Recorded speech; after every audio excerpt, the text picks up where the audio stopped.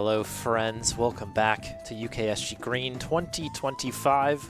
We've got a Donkey Kong Country Returns any percent run coming in here. I'm seeing a nunchuck, I'm seeing a Wiimote. It's all looking excellent here. I'll throw over to you, Leah, and have a great run. Hello, I'm Leah. I have been playing this game for the better part of about 5 years now. I'm currently the world record holder for any percent. But that's not why I'm here. I'm here to just show off this game and how great it truly is. And I've brought a little good luck charm with me. I don't know how well you can see it, but they made me the secret 6th member of the DK crew. And I'm joined by my commentator, Rikal. Hello, I'm Rikal. I picked this game up 10 years ago, but I never got as high on the leaderboards as I'm playing other games primarily. But I love this game to death. Alright, with our introductions out the way, I'm going to go ahead and get started. So I'm going to start the time in 3, 2, 1, and go.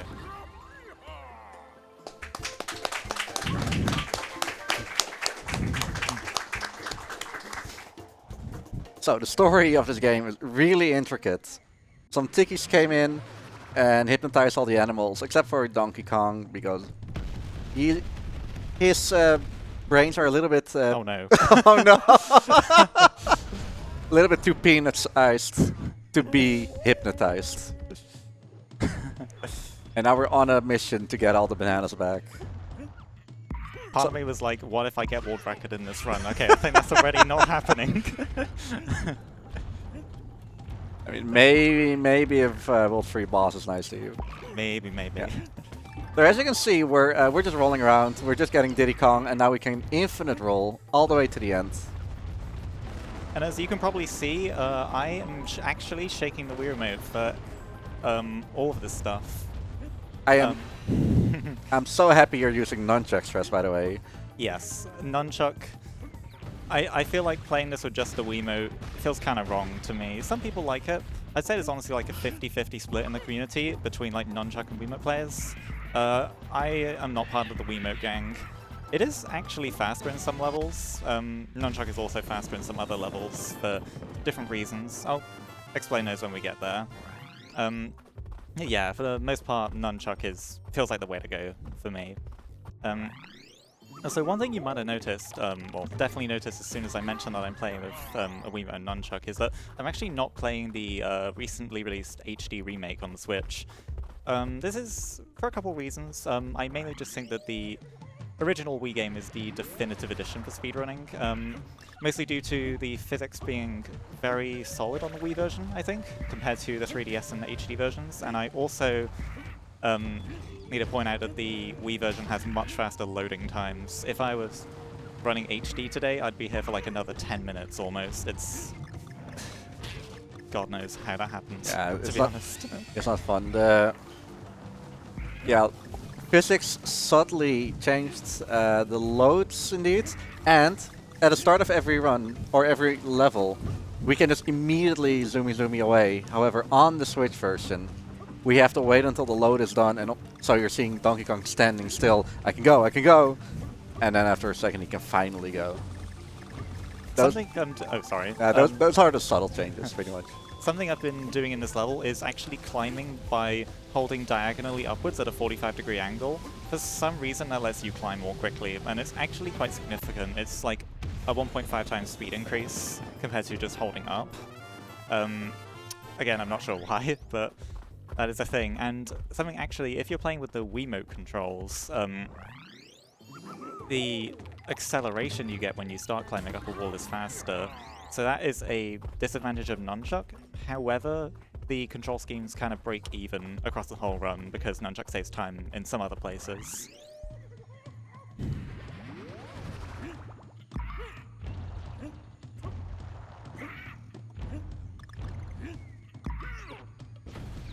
Something very apparent you'll see in this stage is that these stages were made for speedrunning. There is a time attack mode added that is new to the DKC series, but a lot of enemies and stuff are just like those monkeys going out of the way. This had to be done intentionally in terms of timing. Yeah, this game feels wonderful speedrun. It's... Yeah, I really can't overstate it. And I'm happy that not only is there the RTA categories that we also have an individual level leaderboard that definitely since you came has become really popular, really popping off with all the team members. Let's Luigi, for example. Yeah. I'll give more shoutouts at the end of the run, but shout out to in particular to -112, Sorrento, and JXD. The four of us have kind of been going insane with Wii ILs for quite a while now, and I mean, ILs are where I started really. I only picked up any % seriously like quite recently. But yeah, ILs are a ton of fun. I think I'm still the IL champion at the moment. I don't know if that's still the case, but I might be. I stopped verifying IL runs because I'm scared I'm doing something wrong from like the current culture. Yeah, we've kind of got like the former and current community leaders of sorts on the couch today. Pretty much. Recal was doing it for a long while, and then I had the honor of slowly taking it over the past couple years, and it's been a huge honor. Yeah, I'm happy giving it away to someone who gives the love and dedication the game deserves.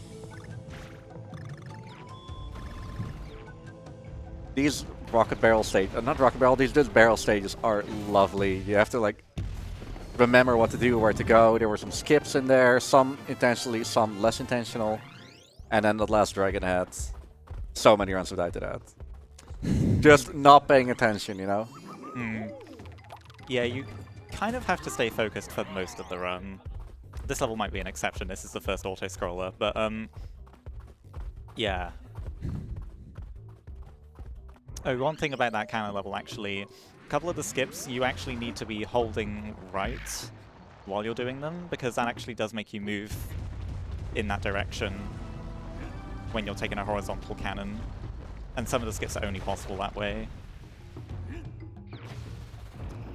So it's the first minecart level. This is not entirely an auto-scroller. There are things I can do to speed this up, and it's all to do with these slopes. So for the most part, I want to be jumping up slopes, even really tiny ones like that. And I want to ride down slopes up until I have my top speed, at which point I also want to jump off of them. And I also want to completely avoid really steep down slopes like that one, that they take you more downwards than they speed you up.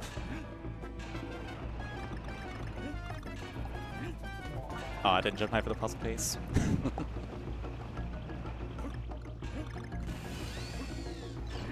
But yeah, there are a couple auto-scrollers in this run. It's nothing too bad, really. It hardly takes away from the game that much. I mean, it's World 1. Yeah. You're already resetting enough to World 1 as it is. At least this is at the end of it. Parallels with Tropical Freeze as well. Tropical Freeze also has an auto-scroller right before the first boss. I believe that happens a bit earlier in their run though, so... Yeah, that's level 4. Big jump. Get those 3 banana medals. Really important as well. Oh, lucky. The DK barrel at the end, you can shake it to get up to 15 of whatever reward it decides to give you. We're not going to do that because it's slow, but they get lucky there and it actually chose to give us a coin, which is like maybe 1 in 4, 1 in 5-ish chance. We hopefully shouldn't need that extra insurance anyway. The coin route is pretty consistent, but doesn't hurt. Getting into our first boss here, there is a trick I can do, but I'm going to be a bit quiet for because I need an audio cue for it. Oh,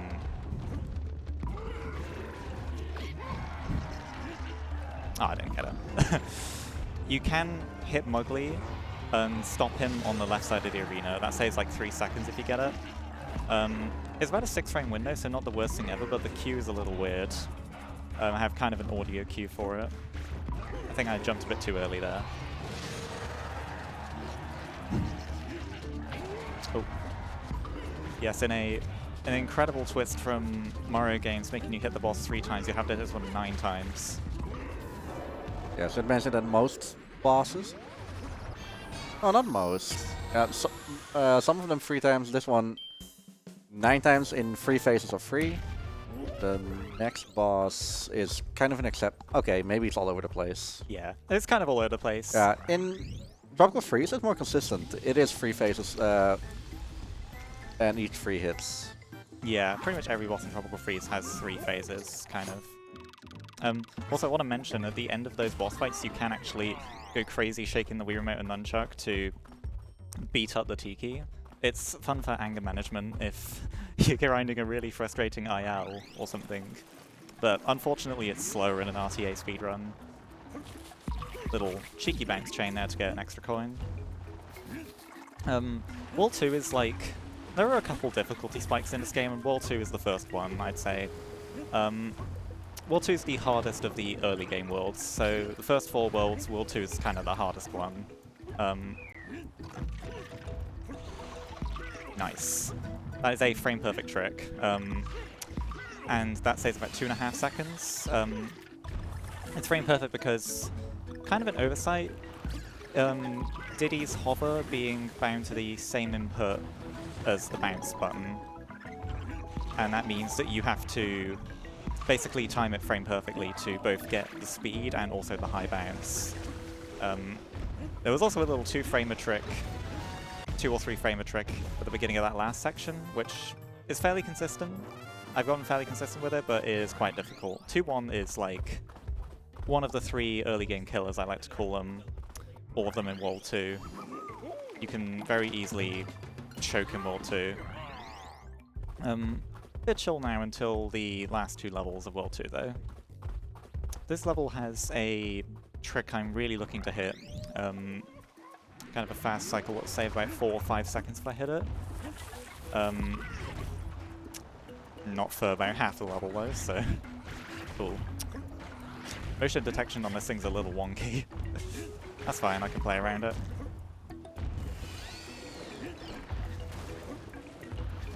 That's what I get for not configuring my sensor bar in a nice way. Just a little handicap for the run. So you'll do fine.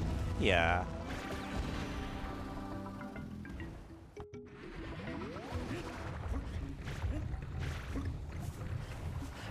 So back to our fast vertical climbing here, and this is where the strat happens, hopefully. Nice going. If we can make that. Oh, so close. Yes, you can see what I was trying to do there. That is called touch grass cycle. Yeah, takes about 4 or 5 seconds, but not really required unless you're going for world records, I suppose.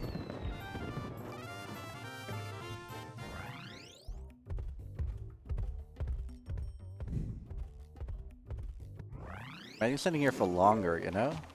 Which...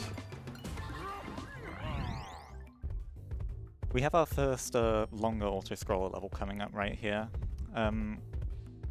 This is a rocket barrel level, which are new to the Returns series of UK Country games. You have to press the button 5 times to start that rocket. So technically a little time save if you're good at mashing, which I'm adequate at mashing. But for now this is about like 1.5 minutes of just downtime, because there's nothing you can do to speed up rocket barrel sections. The only thing to note is that there are 3 coins I need to get right here, and that's really it. So if the hosts have anything they want to say, then now is a great time for it.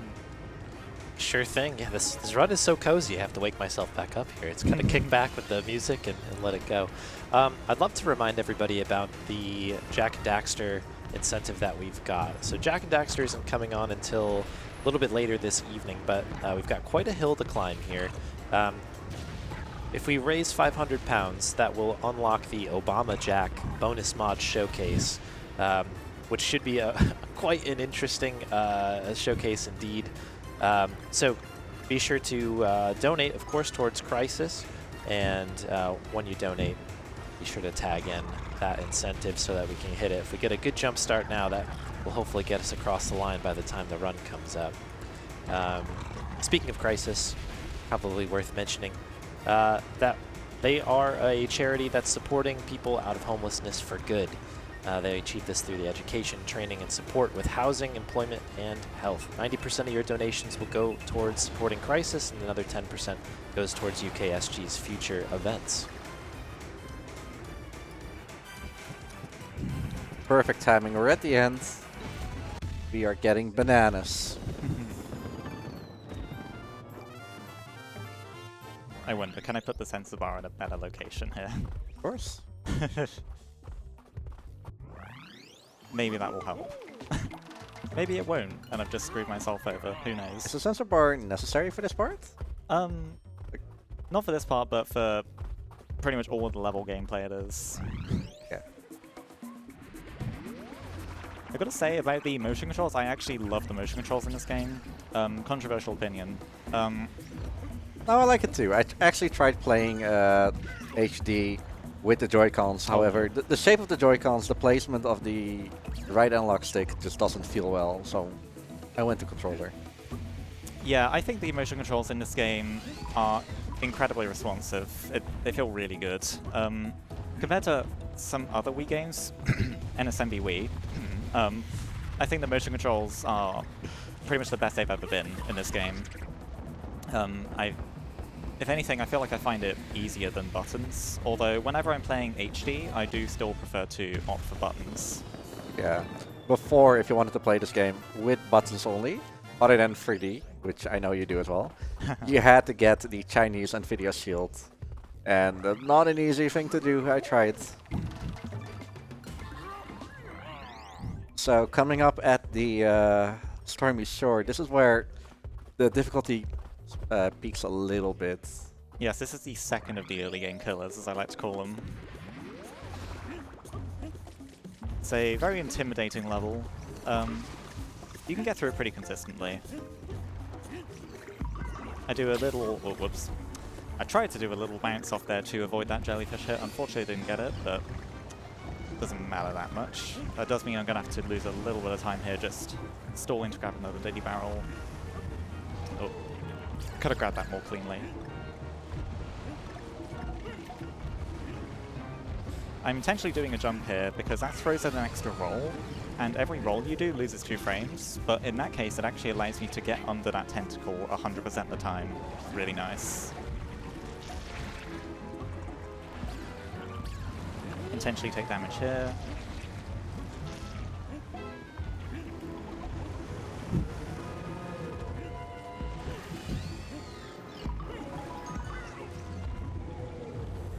There we are. And you can imagine, with what I mentioned in 2-1, with Diddy Kong's high bounces, with roll speed, you can imagine having just DK for that ending makes it a lot easier.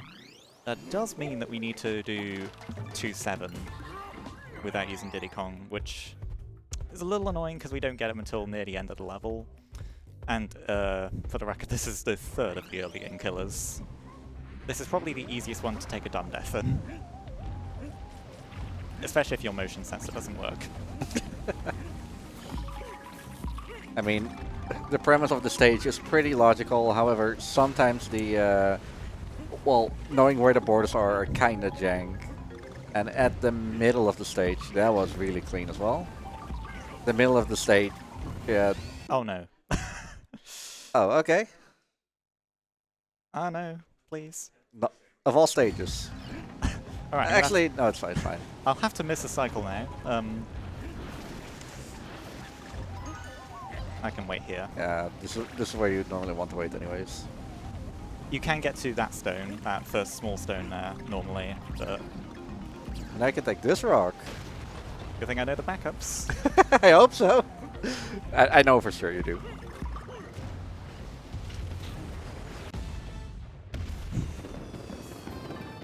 I'll be honest, I've gone through so many Wii remotes and nunchucks playing this game.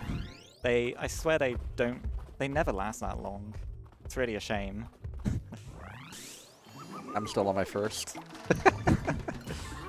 And I'm happy with that because that's the special Zelda one.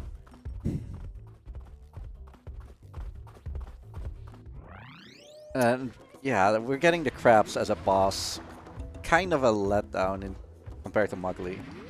Yeah, this is probably the most forgettable boss in the game. It's also one I really need the motion to work for. That's going to be a recurring joke throughout the run, I can already tell.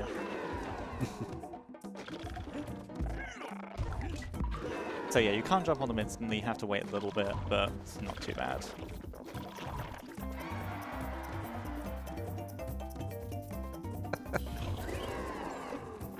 Wait for them to raise their arms, get a cheeky coin in there as well.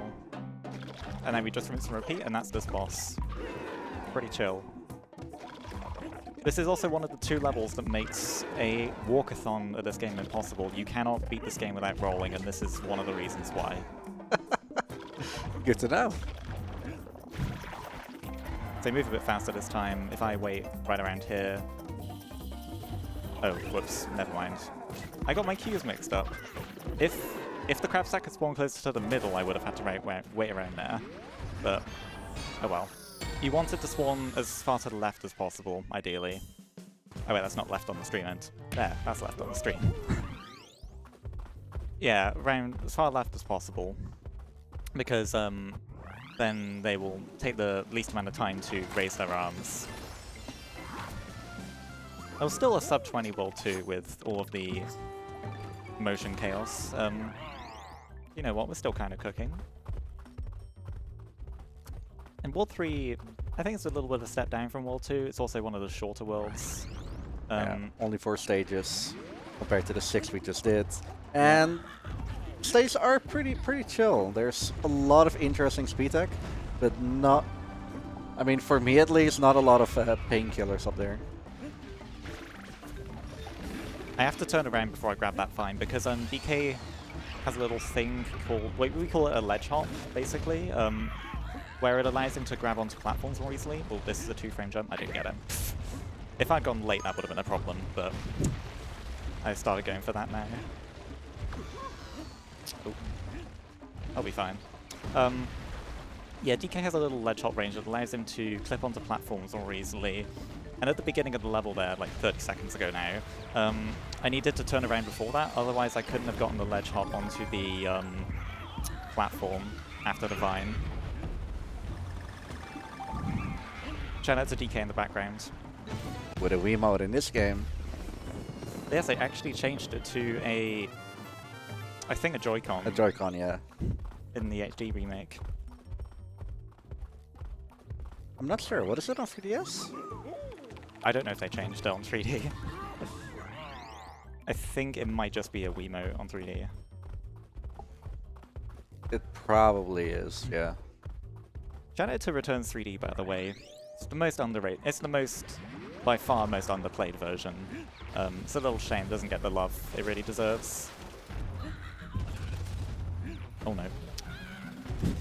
There we are. Yeah, like Returns 3D, before the release of HD, it seems like a little jank, kind of not worth playing. And then HD released, and it has like most of the same things that 3D does. So now I think we're all collectively owing 3D an apology. It is kind of weird having 3 different versions of your game to run.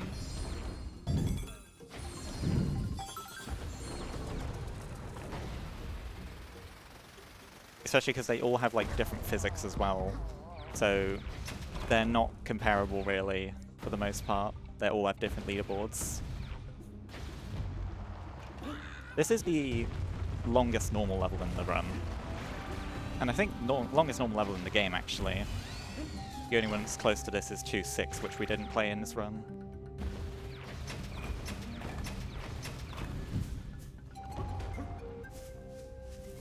Full strat right here.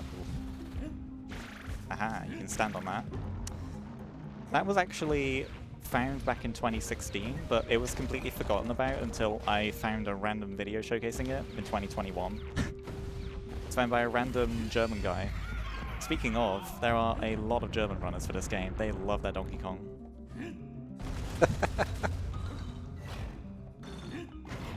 Shout out an euch alle. Shout out to all you.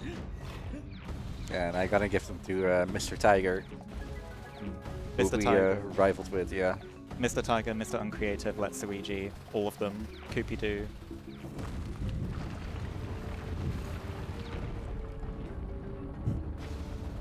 So I have a different strat for this, which is a tiny bit slower, but way more consistent. Instead of having to time this, after that first shot we had to do, you could just mash the A button and you would get it like somewhere as soon as possible.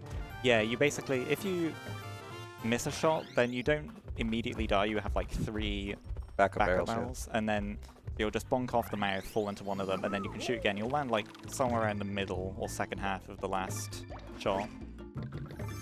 Yeah, so this is actually where the banana medals come in play. In World 3, 4, and 7, instead of going the intended path, we take the locked off path. Key costs 20 coins. We need to get the next 9 coins relatively quickly within the next 4 stages. Yes. But that's pretty easy to do. Yeah, by far the most, by far the tightest coin requirement is World 4. As you can see, we had like 11 spare for this one, so really no problems here. And World 7, we have like the entire run to get the coins for World 7. Ah, 1 frame early on the momentum bounce. We do not want to have like way too few by the end of 4-2. Because at that point, we have to go in the back of that stage, get the last remaining 4.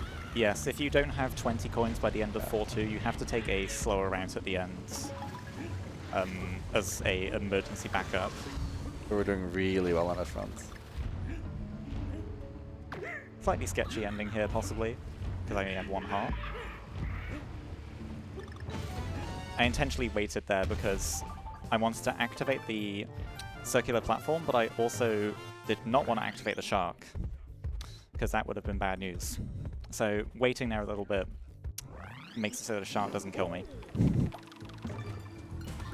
By doing that, we skipped the bottom 2 stages, one of which is pretty cool, but really slow. This stage was really fast, actually. And now we're going over to Temple Topple, the first stage where we have to use Rambi, and I believe also the only? Yeah. Yes, this is the only stage with Rambi at 90%. Probably for the better. I don't like using it that much. Oh no. If you grab while riding Rambi, I swear I didn't press grab there, but I think my controller had other ideas. you will dismount him, so don't do that. This is what a worn Wiimote looks like. Yes, please make sure to not press the grab button in this section. I think if you're playing with Wiimote, it's a bit easier. You have to press grab and down, so a bit easier to not do that, but that means you have to play with Wiimote. The thing about playing with Wiimote is you can't see this because it's behind the monitor on your end, but I am constantly shaking the Wiimote here because, you know, I've got to make him go. And, oh nice, got that jump. If I'm playing with Nunchuck, I can shake either the Wiimote or the Nunchuck. I only have to tire out one of my arms. If you're playing with the Wiimote by itself, you have to use both of them. At least you have to reliably you have to use both of them if you don't want to like have any problems. Yeah, the thing against we're kind of too late now. But the thing against Rambi is every time he starts up, every time you jump, you have to restart the roll, and that is slower than the 2 frames that Donkey Kong needs. Yeah, it's about 4 frames each time with Rambi, so like it's enough that you can see the difference. It's like kind of hard to see the actual time loss from starting up a roll with DK, but you can really see it with Rambi. Animations definitely give a feel like that. Yeah, this is the first major RNG boss. I'm gonna see what we get here. I'll explain it accordingly. So he'll throw 3 bombs. Oh, how lovely. This is quite alright. Yeah, that's very kind of you, thank you. You can also throw them to the right. Yes, he can like throw them away from me, or he can do an oh, that's rare. He only goes to the left like 1/10 at the time. He really doesn't like you. Oh dear. That's fine, I don't really need... I'm not urgently needing Diddy for the next level. Okay, yeah, you have to throw 6 at him, and got kind of unlucky there. Good backup, though. Yeah, there are like a million different ways you can do that boss. And to be honest, I think it's one of my weakest stages. But what can you do? RNG is like kind of a recurring theme throughout some of the bosses in this game. There's... So the first boss and the 5th boss don't have any RNG. The second boss has very, very minor RNG. Basically doesn't matter in a full game run. Fourth boss at the end of this world has a little bit more RNG, and then the sixth one also has kind of minor RNG. The last two... Those are the worst. Yeah. Yeah, the final boss is, hey, if you want to attack me, wait for me to be ready. So welcome to World 4, which is infamous for being the auto-scroller world. Of the 5 stages, 3 of them are minecarts, 2 of them are rocket barrels. And really interesting about this one is instead of being in the minecart, we're standing on top of the minecart, which is a major difference, as we can jump from minecart to minecart and get some other really cool speed threads out of the way like that. Yeah, mostly in these sections you want to be landing on the very front of the mine, or I guess the very back of the minecart each time, because it will always clip you towards the center. Saves just like a couple frames each time. As far as I know, there's nothing you can do to like save time in these sections. Yeah, other than the platforming things in between. Also notice we're at 19 coins already. We're doing very good for coins. Yeah. Considering we need 20 by the end of the next level. I'm going to go for a strat here. If I go late, it will kill me, but it will look really cool if I get it. Yeah. Easy win. That is called 3-framer because it has a 3-frame window, and we're not very creative with strat names most of the time. But yes, if you go late, you will die. But it saves about 1.5 seconds. I don't know if the Tropical Freeze trick names are more or less creative. The Banana Slamma, this Doshido, Bird Strat.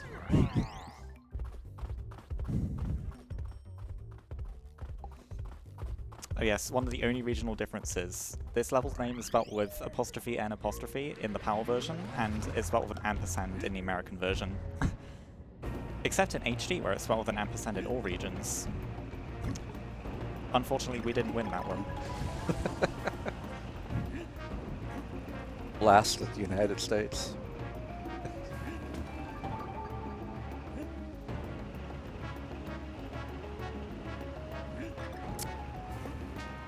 To be honest, this level has not got a whole lot going on, and also the next level is very quiet. If there's anything the hosts want to add for like the next 2 and a bit minutes, then go ahead.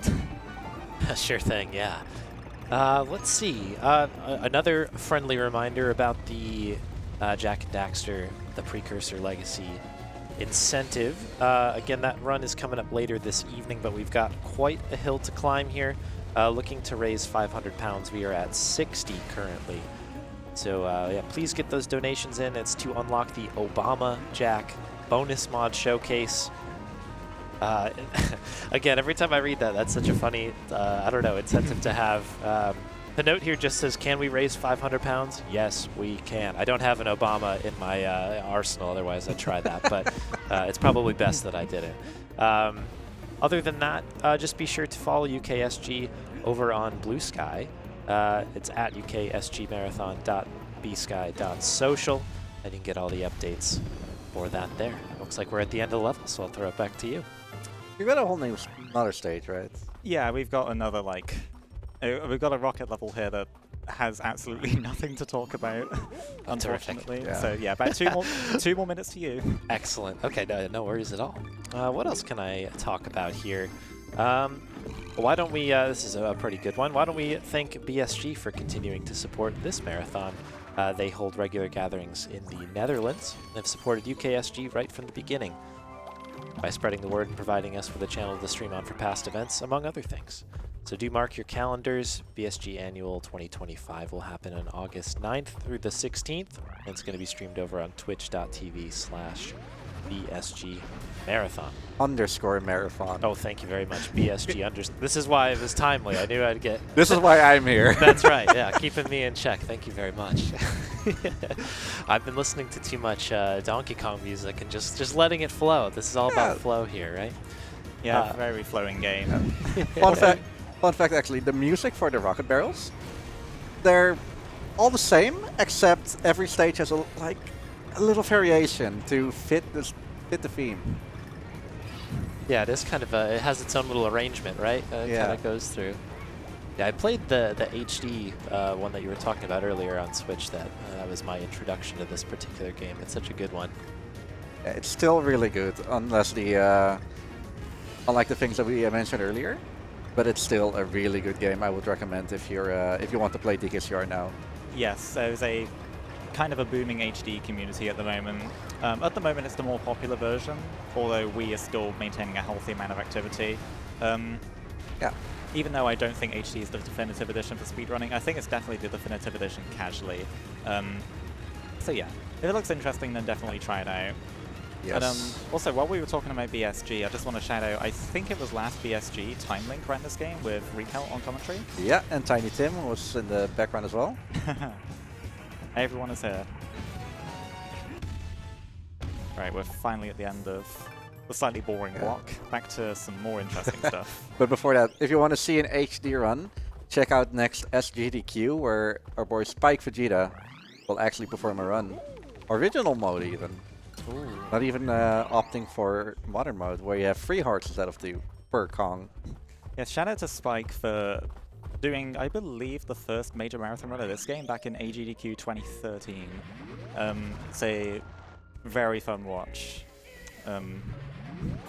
There's a little thing he does in that run I wanted to do as well, where he passes the nunchuck off to someone else during the rocket levels, because it doesn't do anything, but just multiplayer mode. The unconnected second controller. Love that, yeah. 6, 7. So this boss is made up of 3 phases and then the final phase. In each of these whack-a-mole phases, if you want to call them that, I have to bop 10 moles. They hold their pickaxes above their heads, so I can't hit them immediately. This is also a really good opportunity to get a lot of coins. And to be honest, this level can kind of dictate your coin count for the rest of the run to some extent. If you get unlucky here and they hide away a lot, you might be struggling for money a little bit later on.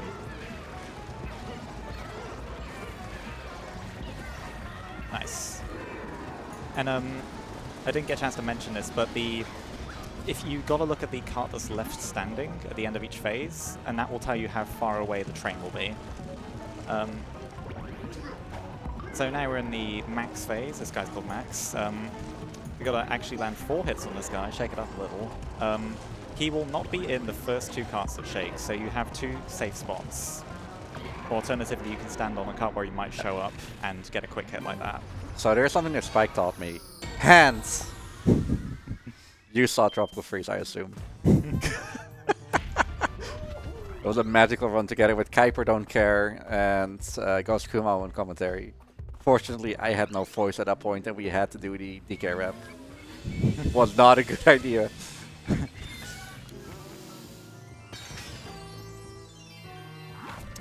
Alright, so even though this is only like 40% of the actual run duration, we tend to call that like the halfway point. Ward 5 is where, some say it's where the run begins. This is where the fun begins. This is where the run begins. There's a big difficulty spike here.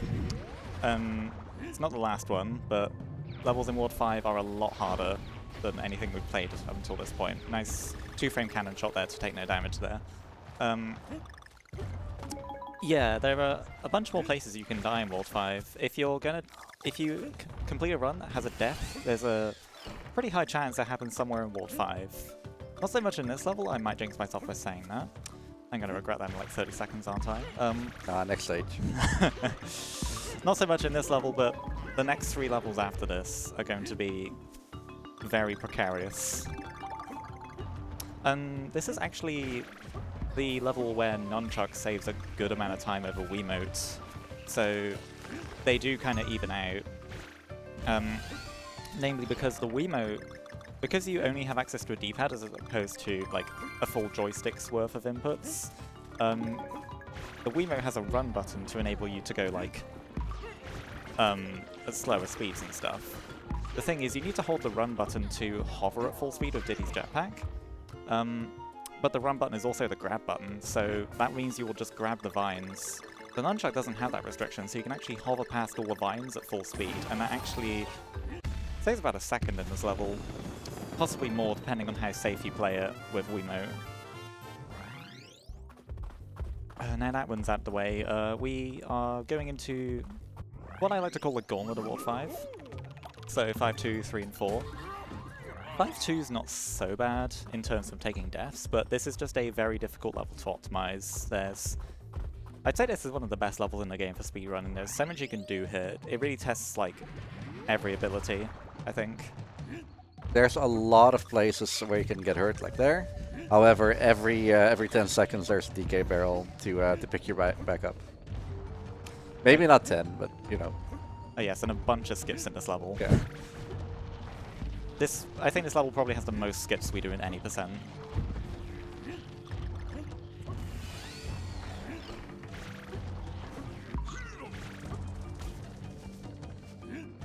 If I position myself around here and wait a little bit.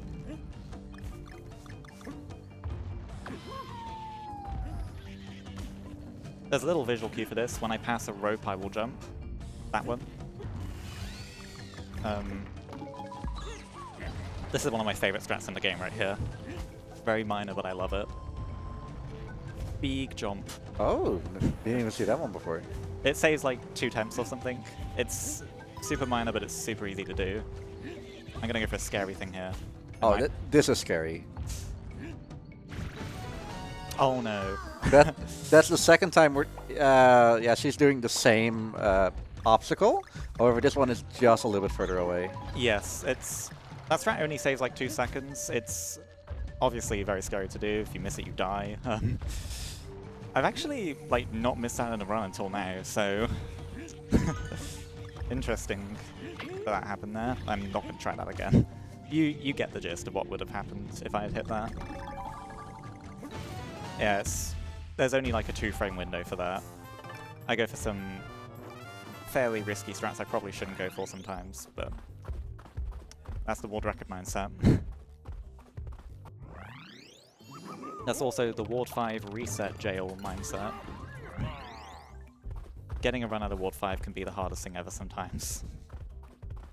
But anyway. Yeah, for your skill ceiling, yeah. But back to this level. This level's a lot harder to not die in if you're doing, you know, the normal strats. Even like right from this very beginning, it's easy to die at the very beginning. This is also a really satisfying level to watch when it's done perfectly. That part can kill you in like 2 different ways. Yeah, this is one of the stages you just need to practice a lot, know the level, even though everything is visible. You need to know what you can do. Skip that one, for example. And this end section is the scariest. Yeah. And then a fall here. Beautiful.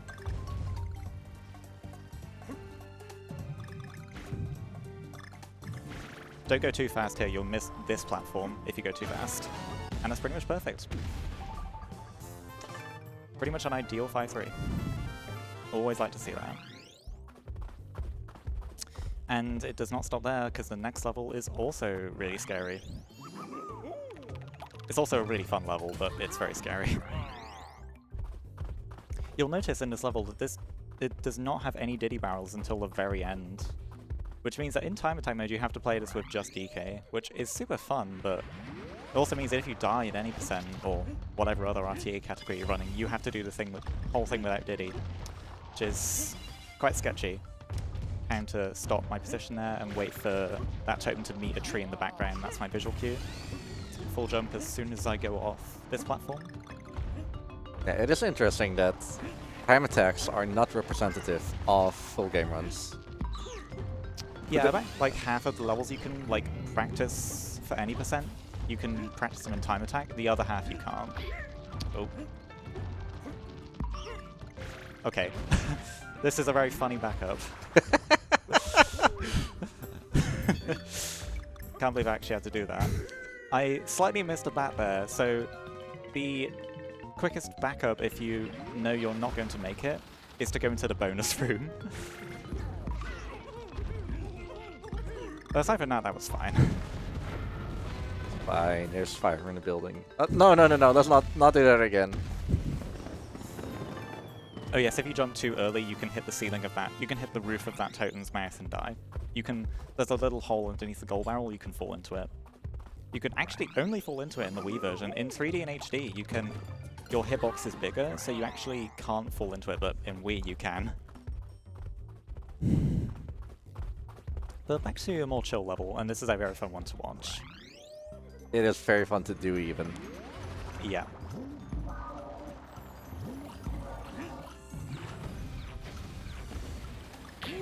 Oh. That won't matter, that's fine.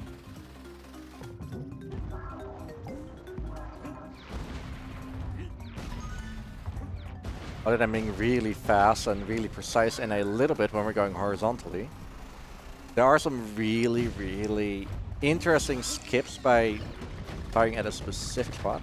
Serious time?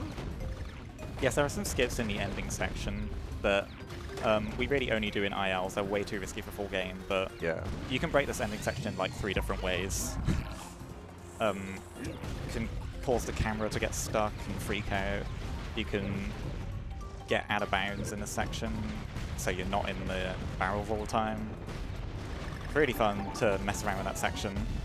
And if you watch the ILs for that, speedrun.com/DKCR, then go to Forest 55 and watch the IL runs there, you'll see what we can do in that level, given the time.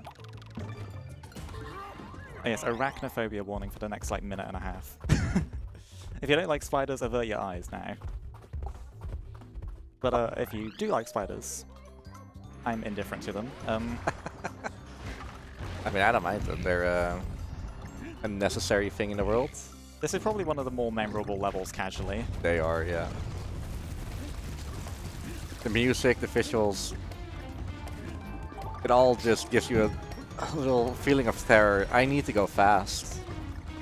It's interesting, to be honest. This is like a very difficult level casually, but in speedrunning, I find this to be one of the easier levels. Nice. It takes some intentional damage boosts here.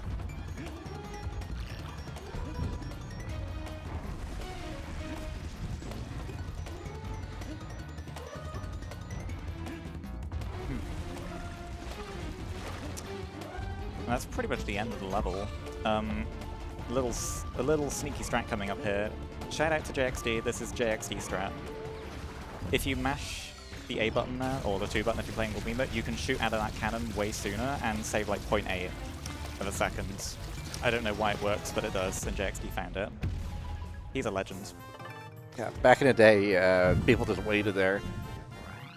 He was impatient.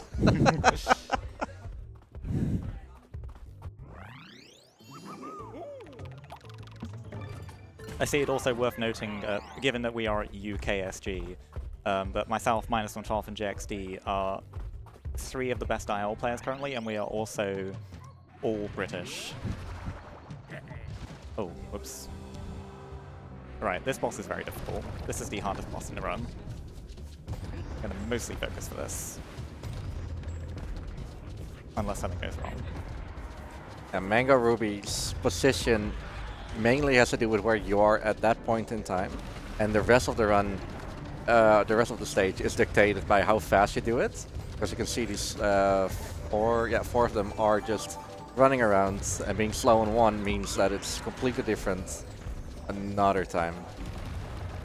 You have to hit all 5 of those little arrows to be able to hit Mango Ruby.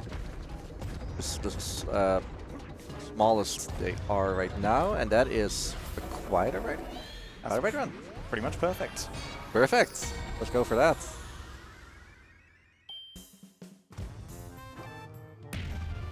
The only thing to really note that the only like interesting thing that I specifically do there is at the beginning of the second phase, I intentionally delay like just about a second to start the phase, because it's hard to explain, but Mango Ruby, it changes Mango Ruby's movement in a way that works out better for me.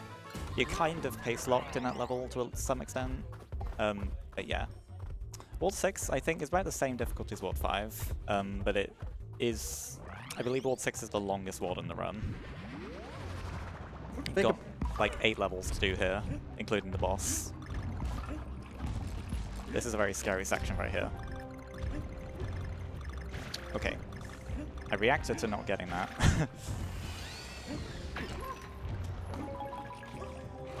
Oh, motion.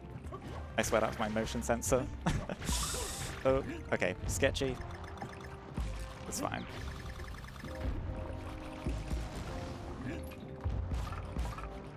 Yeah, it's one of the more fun stages in this world, in my opinion, with all the little skips you can do. Risky cycle here. Got it. If I was too slow for that, I would have lost Diddy, which would have made the ending a lot harder.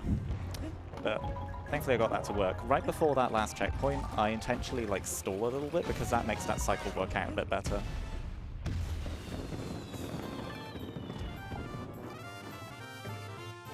But yeah, that is a very cool level, actually. It's a lot more fun in any percent than it is in the IL. And we got another auto-scroller coming up, so for the next about 2 minutes there is some more time for the hosts if they'd like to add anything.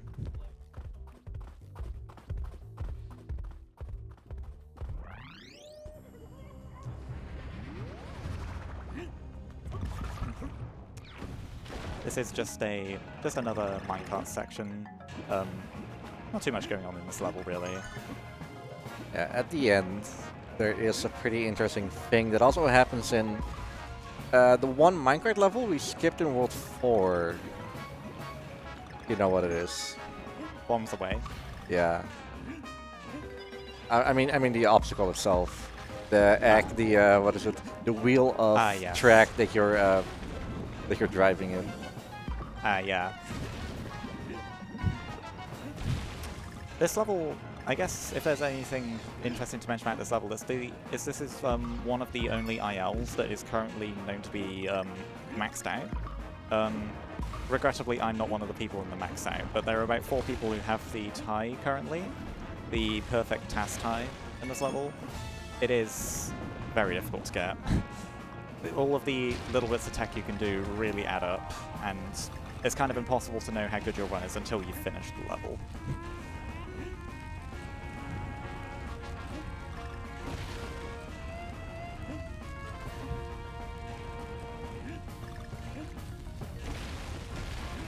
Don't get too hungry looking at the forbidden chocolate in the background.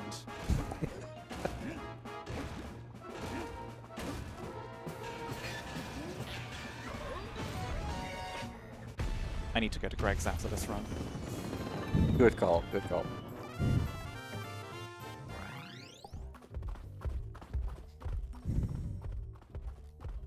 Going from that into another one of the coolest levels in the run. This level has a ton of skips, and it's really one of the ones that you can feel it was built for speedrunning. This level right here. Yeah, if you do it well and know the stage well, it flows so good.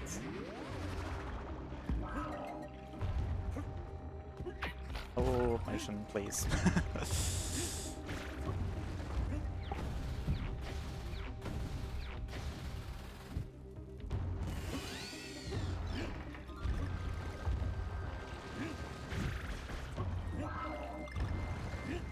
There are a bunch of puzzles you're supposed to solve there with the weighted platforms, but you can just skip pretty much all of them. It's wonderful. You can also skip this entire background section. It saves about 6 seconds, but it's very risky to do. Really? Yes, it's used in the IR world record currently. But yeah, it's very, very risky. And definitely not RTA viable.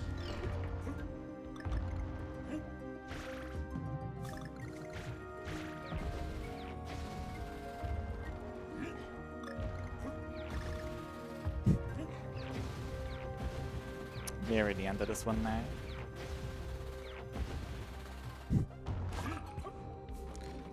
One more dangerous roll. Perfect. Bunch of leaps of faith in this one.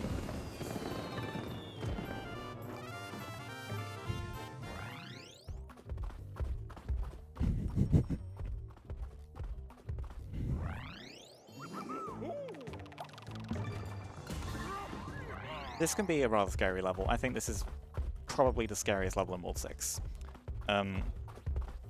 mistakes here tend to lose a lot. You're quite tight on the damage boosting in this level, notably.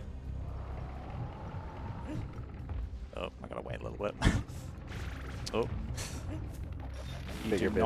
You do not want to try and jump to that vine too early. Oh.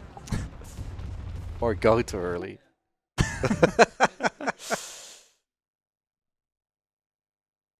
Eventually. There we are. Maybe I was shaking it too hard, who knows? That is completely fine. Wait here. Right, sort of scary jump coming up right here.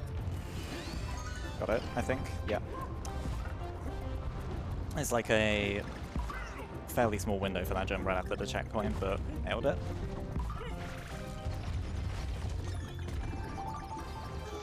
Oh, I pulled back too early. Oh, okay. Yeah, you gotta stop on that platform, and I stopped too early. Right, this is a bit scary now. This was not part of the plan, but it's fine. Oh. Ooh, I hesitated too much there. Right. Ah, I was gonna say it would be helpful to have the hit for insurance.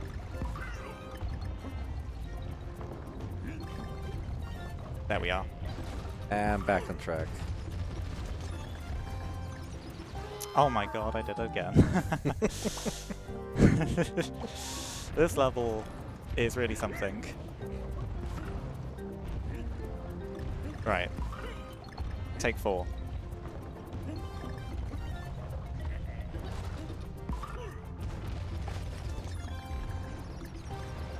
There we are. So you can play that section extra safe, no extra shenanigans here. Okay, so this ending is you use up all your damage boosts, pretty much. A lot of waiting you'd normally have to do if you're playing this with, say, 1 heart, but yeah. And this thing one-hit kills you no matter how much health you have, but you can outrun it quite easily. There we are, out of that one.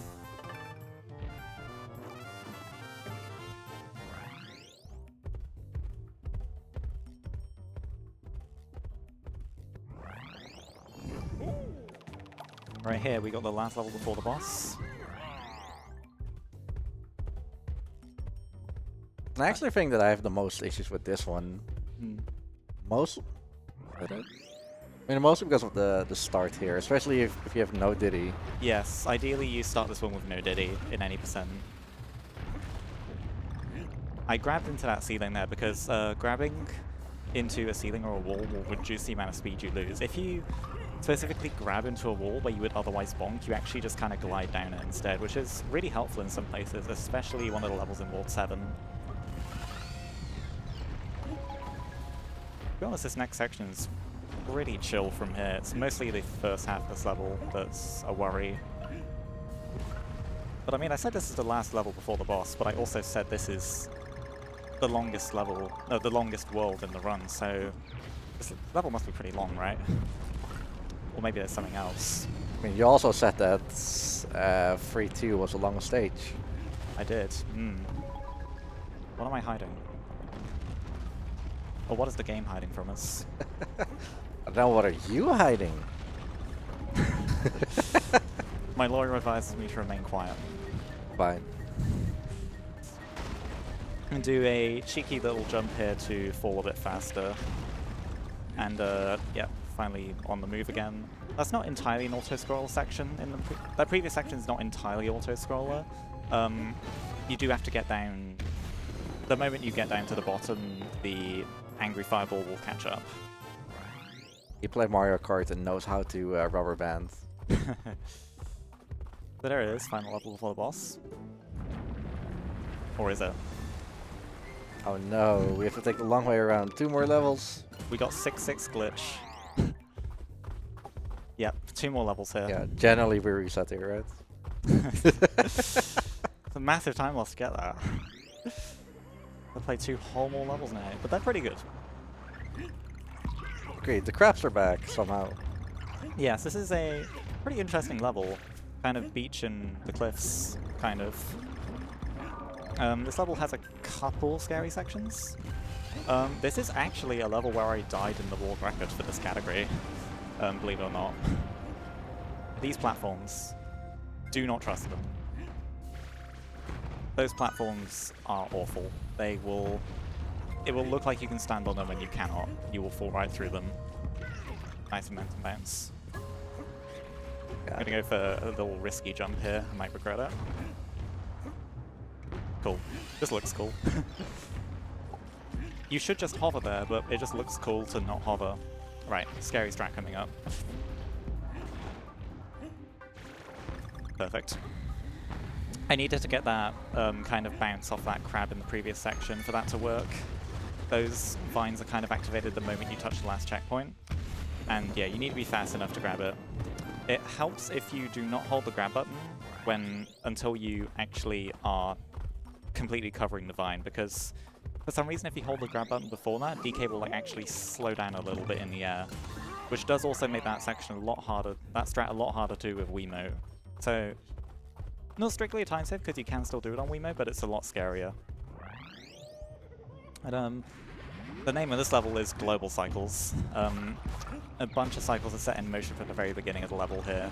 It's not too tight to catch what we're trying to catch, but we do have to be moving.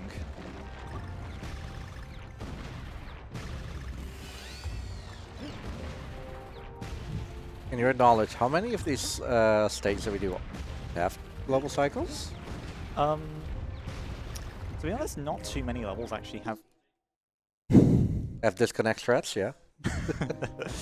Not too many levels actually have global cycles. Yeah. I was worried if I calibrated my nunchuck incorrectly there, but I think I'm fine. Yeah, this is one of the only ones that does have global cycles. Yeah, you see I'm a bit messed up here now. There are 2 in World 7, quite notably, that have global cycles. Yeah, true. I know one of them for sure. Yeah, that's the one everyone knows. Yeah. Artibus. Yeah, I mean, in Tropical Freeze, it's well known that there, in the any percent run at least, there are 3 global cycle stages. You want to recalibrate? Oh, I think I'll be fine. Okay. I've had so many nunchuck disconnects, or rather controller disconnects, that lead into calibrating my nunchuck incorrectly through my time playing this game. I know to like not panic and touch a joystick. Yeah, this is probably one of... Unpopular opinion, I like this boss. I will respect your opinion. I think this might be my least favorite boss. It's possibly just because it's the longest level in the game. It takes the longest, but so is Bash Hammer. No. Not quite as long as Bashmaster, but... Master, yeah. Yeah, Bashmaster's like 3 minutes. This is about 2.5, but still really long level for its game standards. Yeah. Like, the boss is pretty standard in what he does. It's always 1 attack, 2 attack, 3 attack.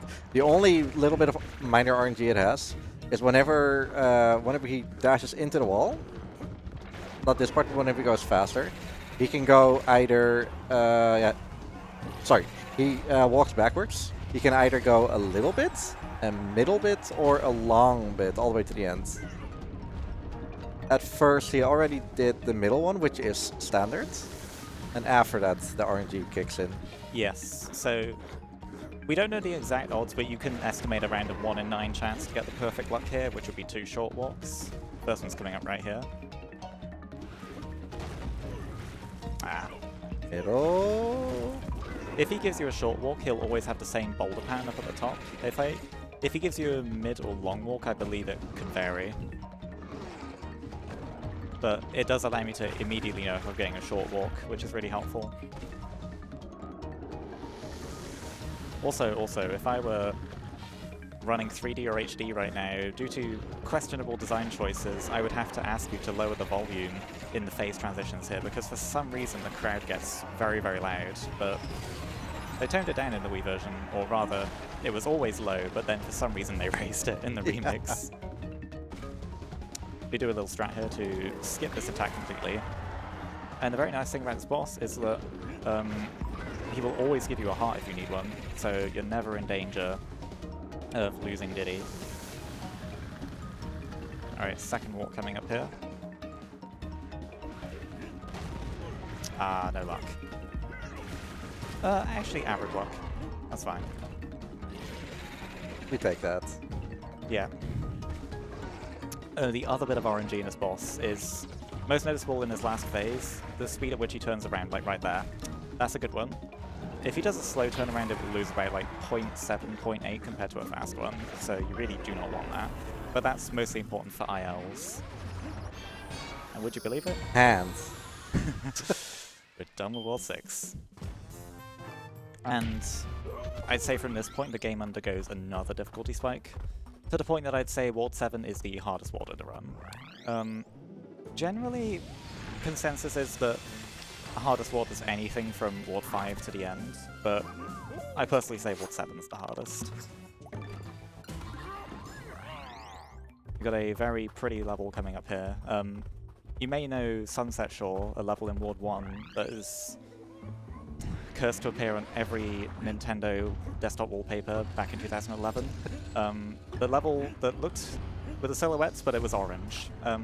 This is the only silhouette level we play in any %, but yeah, it looks really pretty. Oh, is my... Yeah, this was one of the things that they advertised with. And there's only 3 in the game. This is one, there's one in World 8, and the one in World 1. Yeah, the one in World 1 everyone knows. Oh dear. Right, that is a bit sketchy, because now I've got to play this without Diddy. I'll wait a little bit to be safe.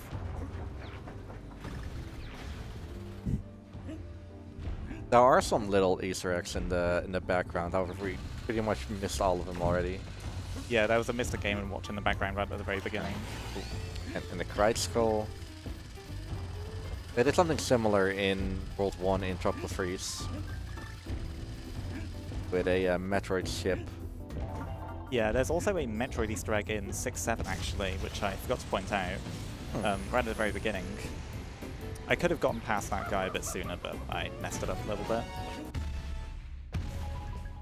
51 coins. That is 1 potion, I think, or 2. That is more than enough.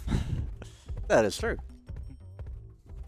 So I could, at the beginning of 7-2 here, I could take a Diddy Barrel, but it is ultimately faster if you lose him in 7-1 to just ignore him for the beginning. That does mean it's a little riskier, but we'll try our best. I know this is a level where the grabbing against wall things comes in very handy in about 3 different locations. For my favorite world, this is probably my least favorite level in Yeah, the game. right here.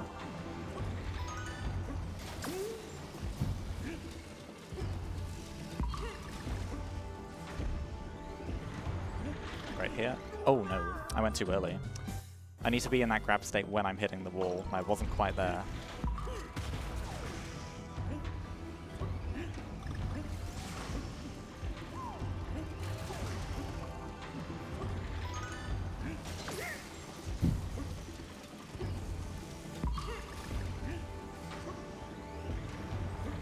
There we are. Now we get Diddy back. Grab again. And again. We only discovered that you can do that very recently, by the way, that grabbing against walls thing, but it is a game changer for this level. This level used to be a lot riskier. Intentionally lose him again here. Be fairly quick to make some of these cycles. Because I died, the cycles are going to be... I think the cycles are going to be different because I died. I actually can't remember. I haven't died in this one in a while. Oh, actually, that's pretty much the same. Okay.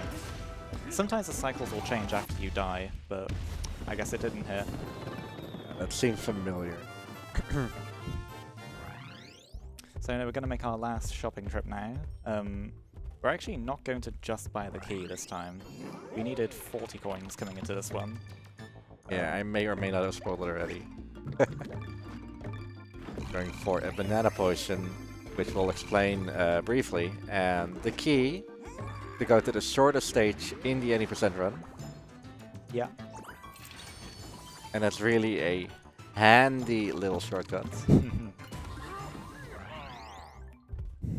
Yeah, the alternative to this is 7-4, which is a minute and a half auto-scroller. This is a, ideally, 40-second level, which is very quick.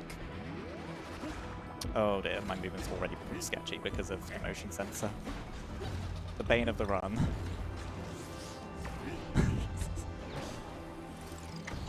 It's probably not the sensor itself, it's probably where I positioned it. Should have taken a bit more care when setting this up, but what can I do? Yeah, hopefully. I'm just thankful that my other run does not require motion controls.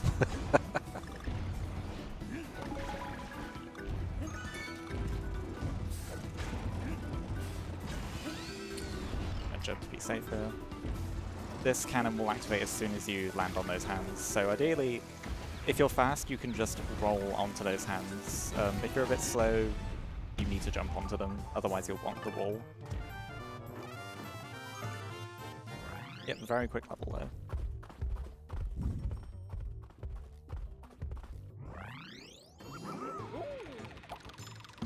So these next 3 levels are quite special. They're square. Yeah. Really shaking it up. Sorry, I took your reign. Nah, Find. find button. Yeah, that's actually not like a thing that you can ignore. No, you actually have to press those, otherwise we will not continue to the next part of the world. Yes. There is a switch in this level and the next 2.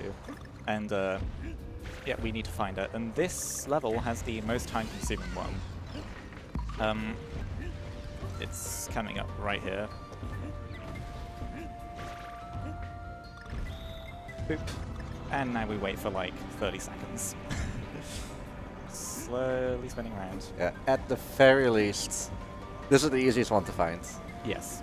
To give you an idea of, like, you don't have to find an actual button, you have to find an entrance to a place with a button. Yes. In the HD and 3D versions, in specifically new and modern modes, which are the easier modes in the remakes, you can buy a green balloon, which is an item that saves you from a pit. You can actually use it to clip out of bounds and access the cannon to go into that area without needing to wait for the wheel to spin around, which is a pretty big time save in those games. But we don't have that here. We gotta do it the hard way. That or is the boring way. That is a pretty neat find. Yeah. Shout out to Let's Luigi, Tropical Freeze Goat, and Becoming Returns HD Goat. I can't believe I saved that. That scared me. If I die there, I'm losing like 40 seconds because I then have to do the ending with no Diddy.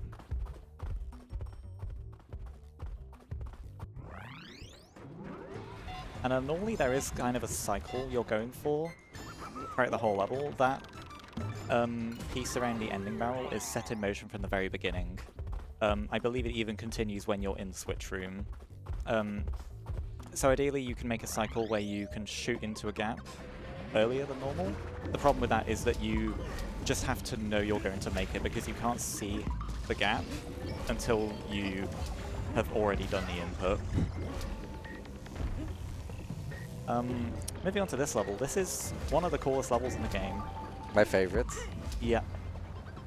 Another cheeky switch room here. Backtracking. Yep. The only one you have to backtrack for. Very easy to miss this one. I mean, it's a DKC game. It's supposed to be a little bit difficult, and not unfairly so. Oh yes, this game is very difficult casually. I've heard it's harder than Tropical Freeze casually. My perception of difficulty is completely warped by now, but yeah, apparently this is a very difficult game casually. I'm not even going to say apparently, I just know it is. Yeah. This ending section's quite scary.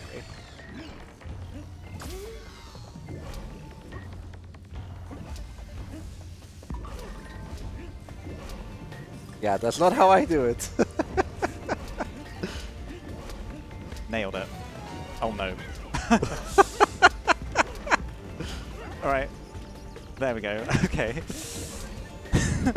That deserves a clip.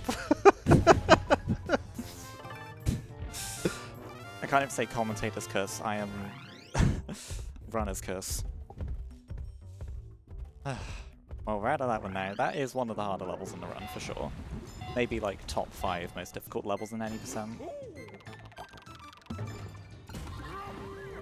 I got too excited because that ending was going pretty much perfectly until that point. Right, 7-7. This is the jankiest level in the game. You could write like a 600-page essay on why this level's jank. Oh dear.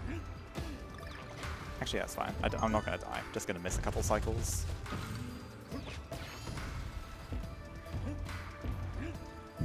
So global cycles are again the name of the game in this one. And you may have noticed they are timed to the music, as the level name would suggest. I've messed up a little bit here. There we go. Found it back on track now.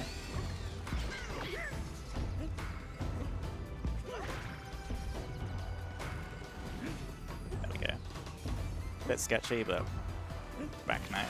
I'm going to wait here because that first firebar actually has an invisible hitbox normally, which is really weird. That do be weird. Yeah. And you also need to enter this bonus room when that left firebar is active, otherwise your cycles will be messed up and you will be hit as soon as you leave this room. Unless I was too late here, in which case I'm going to get hit. Nice.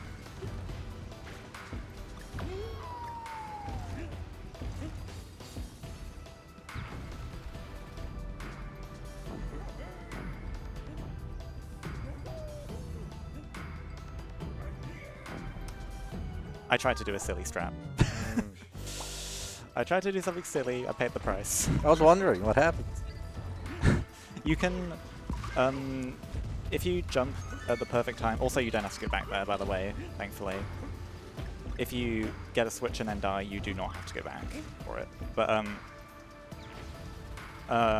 yeah, I was trying to save a cycle, and it's a frame perfect trick. If you go too early, you'll probably die. Okay, I see. Yeah. It would have looked really cool because the camera would have panned up and then I would have immediately been bounced by the hammer. But that was out the way now. You know, we're still on pace to hit our estimates, so I'm not worried. Do we put... Oh yeah, easily. The 2 marathon runs I've done for any percent so far but they were both online runs. They both went exceedingly well, actually. And I beat my estimate here by over 5 minutes both times. I'm gonna be a bit closer to it this time, but should still be able to beat it by a good bit.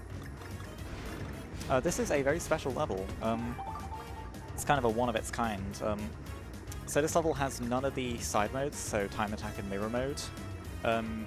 This is the only level in the game that does not have those modes. So in a speedrun of this game called Foul Completion, where you do everything, kind of max %, this is the only level you play only one time. Yeah, just a 50-second little special vertical auto-scroller. Kind of bridges the gap between those Switch levels and the boss of this world. Speaking of the boss of this world, He's special. yeah. By the way, with Foul Completion, I assume you play it twice. Mirror? Oh yeah, you, oh no, you don't have mirror mode for this level, actually. Oh, okay. Yeah, it's quite special. It's just there. It's a really special stage, okay. Yeah, it occupies like 50 seconds of an 8-hour run. Alright, 7B. Possibly one of the most infamous bosses of this game. Real quick lore reveal. We've been skipping all the cutscenes because they haven't really told us much about the lore, to be honest, and they're also slow. But right at the beginning of the game, the Banana Horde was stolen, as is the fashion with DK games, and in this level's opening cutscene, you are actually finally shown why the bananas were stolen. It's because they are used as the life force for the tikis. So in the background, you kind of got a tiki factory going on, and yeah, that is why they are so desired by the tikis. All of that waiting was mandatory, by the way. Gotta wait for the guy to open up his weak spot. I really hope my motion works just this one time. Oh, bad RNG. He can do up to 3 jumps before he opens up his weak spot here. Each one loses like 6 seconds. Thank you, that's one. If your motion gets cut off during that, you might end up losing the hit, which sucks. So, provided you do the first hit away from the wall, the second one is always given to you for free. From here, he can choose to do 2 walks around the arena, which I really hope he doesn't do, because it loses like 11 seconds each time. Well, I can't say I wasn't expecting that. But yeah.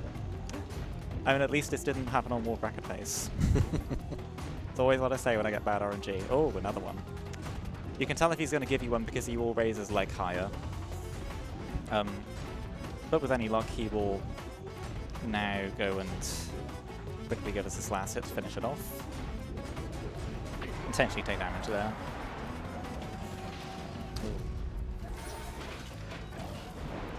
Oh wow, worst RNG.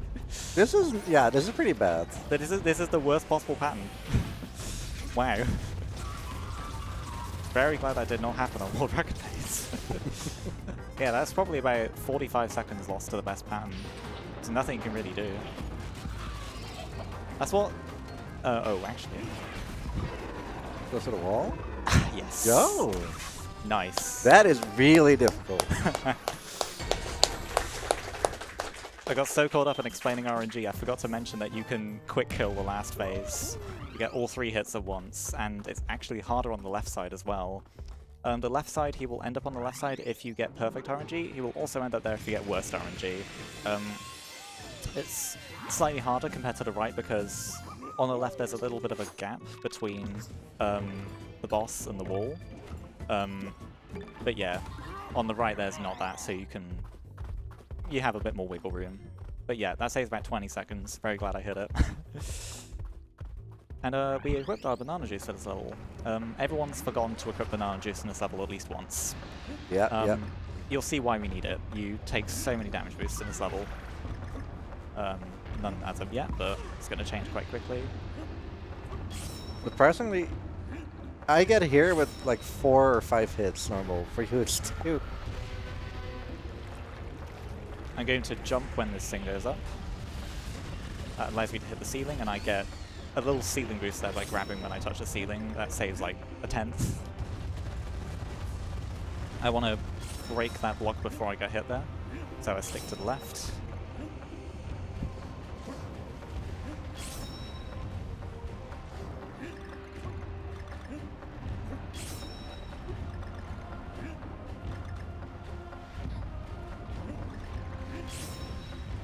And 2 hits to spare.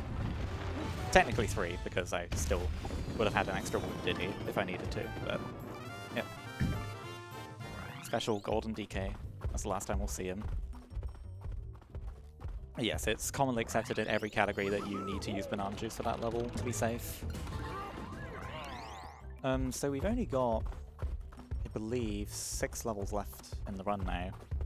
And we've got actually 2 auto-scrolls in a row here. I wanted to talk a bit for the second auto-scroller, but for this one, aside from mentioning it is the hardest auto-scroller in the run, it's very scary if you're on pace. This game's very difficult, and as a reminder, you die in 1 hit in these. The health bar lies to you, you only have 1 hit in these. But with that in mind, I've got about a minute and a half here of extra time for the hosts if they'd like to say anything else. Sure thing, yeah. Yeah, once again, I'm back here to remind you about this excellent Jack and Daxter, the Precursor Legacy incentive that we've got open. That run getting ever closer, so your donations becoming all that much more important to hitting the incentive goal of £500. We're up to £60 currently, so do keep those ones coming in. This will unlock the Obama Jack bonus mod showcase. Very exciting stuff. You're not going to want to miss it. On top of that, of course, we are raising money for Crisis, a charity supporting people out of homelessness for good.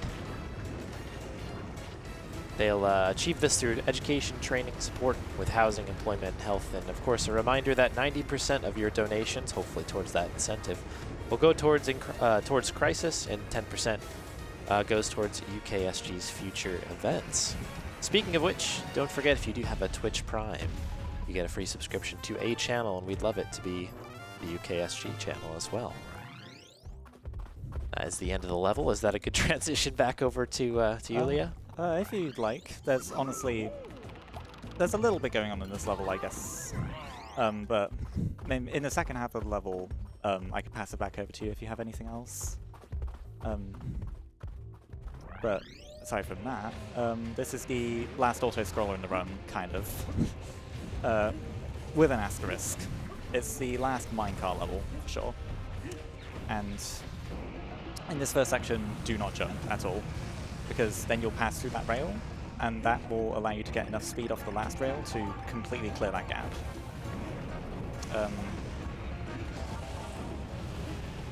From here, it's waiting for the checkpoint area, and then we'll get into some more regular movement again.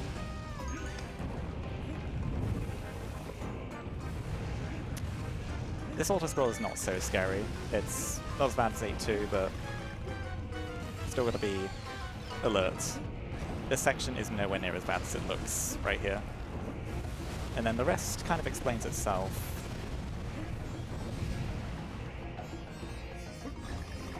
Cool, I'll jump in really quick then, because we do have a £5 donation from Bopson that just came in that says, "That's the best speedrunning coconut tree I've ever done seen." Thank you very much for that. And that did go towards the Obama Jack showcase. So keep them coming, folks. Not much longer in this run here. Yeah, we're coming up to our last 4 levels now. We've had a couple gauntlets so far. We've had the Gauntlet Award 5, 5, 2, 3, 4. We've had the Gauntlet Award 7, 5, 7, 5, 6, 7. We now have the Gauntlet Award 8, 8, 5, 6, 7. And 8, 5, I like to say it's one of my best levels in the run. I feel like this is one of my strongest ones, but anything can happen here, really. Very scary level coming after that auto-scroller break. The auto-scrollers kind of serve as the calm before the storm, and this is the storm. I'm looking for when that platform on the right closes to time my roll there. I'm actually not even looking at DK at all. Gonna go for a cycle here. Oh, never mind, I won't, because my roll didn't work. Ooh. Great. Well, that's fine. Oh no. That just happens sometimes. Yes, in that section I was waiting for a little bit in the following part to open up, but because I ended up dying anyway, that, yeah. But you can fast cycle it, and it saves about 2 seconds. And you need to be good at this level with just DK, so practicing a time attack is really helpful here, actually. You need to be good at this level with just DK in case you lose him in 8-1 or this happens. Or if you die in 8-2 and 8-3, you will also not have Diddy here. Oh no, my motion's not working, oh no. Oh dear, that's a bad time for it to not work. That it is. Right, there we go. There we go, back on track now. The second half of the level is a lot less scary than the first half.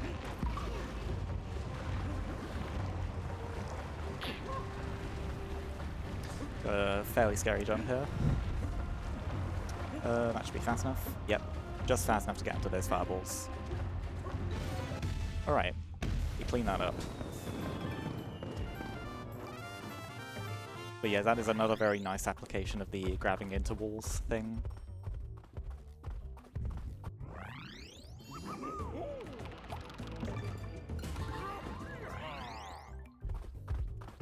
I'd say this is the hardest level left in the run now. Mostly the first half. There are some cycles we're trying to hit here. Intentionally delay a little bit there, don't roll. And more easily not losing Diddy Kong. Yep. If you lose Diddy in 8-5, or if you take a death in this level, hopefully not summoning one right there, then the beginning becomes a lot scarier. And these platforms are set in motion from the beginning of the level. So, faster you are, the easier you can make it past that fireball.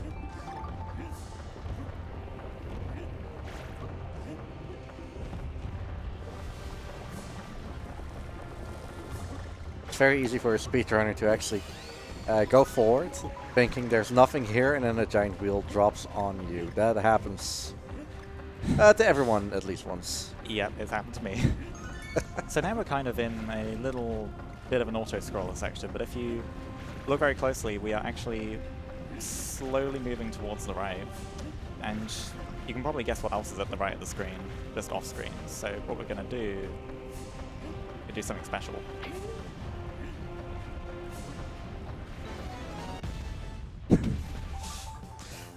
Cheeky little jump there, saves about 15 seconds. It's really fun to hit. Yeah, it's nowhere near as difficult as it looks. What I went for there is actually kind of a harder version of it that saves an extra second, but you can alternatively just wait on the right side of the screen. And very consistent setup, just take a damage boost and then just immediately start rolling, and it works every time. But it looks very cool to do. Alright, final normal level here.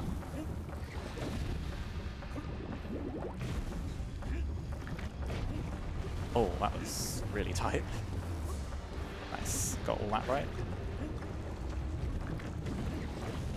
If I take a death here, I will not get Diddy back until the last level. So I really hope I do not do that, because he's very helpful here. Some levels towards the end are really mean and just don't give you a Diddy barrel. And this is one of them. But, right, got a vertical level here. I think this is really one of the only vertical levels in the run. Yeah. Lots of climbing, lots of trying to minimize jump heights and stuff. Yeah, and like there's a crab tower in 2-2. Oh no. Oh no, that'll be fine. Yeah, I mean at this point, yeah. Yeah, the beginning is the scarier part without Diddy. Just gotta not die here. Yeah, for as big as this vertical section is, this is the only one. If you miss that bounce, oh dear. At least we're fast enough that the lava, which is still rising, not here yet. However, this is precarious. There is a, you can make it with that first Tiki there. It is very tight. Oh, nice. That is a good save. That is a very rare backup you should hopefully never have to do, but I just had to. How many runs you're doing? That's only the second time I've ever had to do that. But at least I got it. If you miss both chances, then eventually as the lava gets closer to you, platforms will appear, but you really do not want to have to wait for those.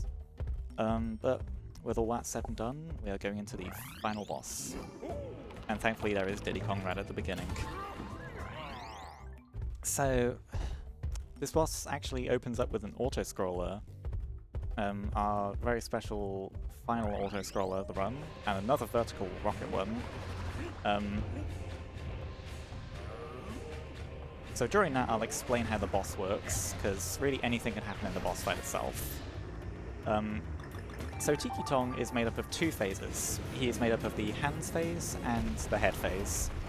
In the hands phase you will have to hit each of his hands twice, so 4 hits total.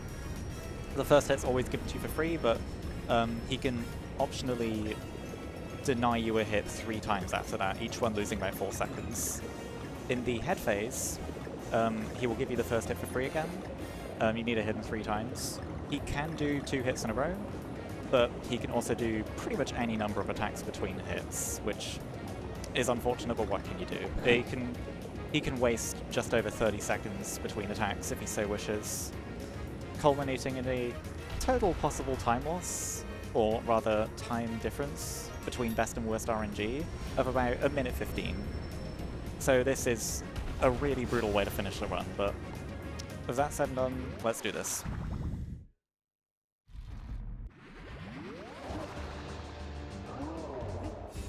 So right there, first hit's always for free. It doesn't matter which hand he hits you with here.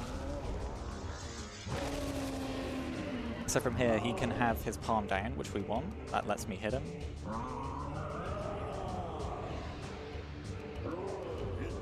Nice. Some redemption after worst RNG in 7B. So pretty much perfect RNG for this section. And now we're in the head phase. So first hit's given for free. He can do 2 hits in a row. It's quite rare. And time will end as soon as I land the last hit. So that's 1.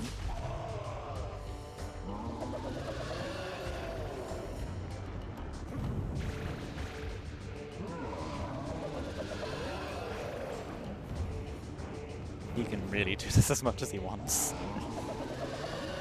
This is the most painful thing to see ever if you're on good pace. Reminds me of Ape Escape. Oh, he can also fake you out. You think he's done? Nope. Yeah. Right, now he's done. So 2. With any luck. That is a good attack to get, actually. That is a very fast attack.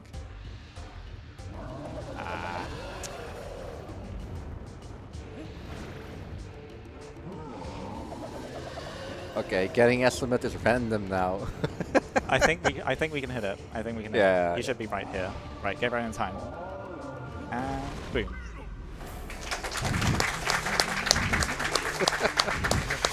Could have been worse. Nah, GG. You know, I had a load of attack problems there, but I played through it and barely got under the estimate. What more could I have asked for, really? And it would have been nice to get, like, it would have been nice to get a sub 130 because that's kind of like the dream marathon time for me. But I mean, as soon as the run started with a controller disconnect, I knew I was in for. But with all of that, still getting under 135 is quite good because a lot of people strive to get under that time. It's a very important barrier, and yeah, I think the ending of this game is really cool. The moon punch, the source of much debate in power scaling debates. I don't think I have too much else to add, but I'm going to throw out some shout-outs here to the whole DKC Returns plus Tropical Freeze community. We share a community in the Discord server. Shout out to -12, JXD, Sorrendo, Recult. Shout out to Mr. Tiger, Mr. Uncreative, Let's Luigi, Koopidoo. Shout out to all the Japanese runners, Tonkotsu, Hideseek, Nanase, and Yukinosuke, and everyone else. And yeah, I think that's really about all the shoutouts I have. Is That's there it. anyone? I mean, Spike Vegeta doing a thing literally in the SCDQ. When is it? Start of June? July. Yes, Spike is a legend. We all know that, though. With that in mind, I think that is me done, unless Recult has anyone. No, that's pretty much it. All right, I'll hand it back over to the host then. Thank you very much for having me on. Amazing work. Everybody give it up one more time for Leah. That was a great run. Had a little bit of everything. Controller disconnects, good RNG, bad RNG, and some amazing gameplay around the whole thing. We have got Ultra Kill coming up next just after the break, so we'll see you on the other side. Thanks very much.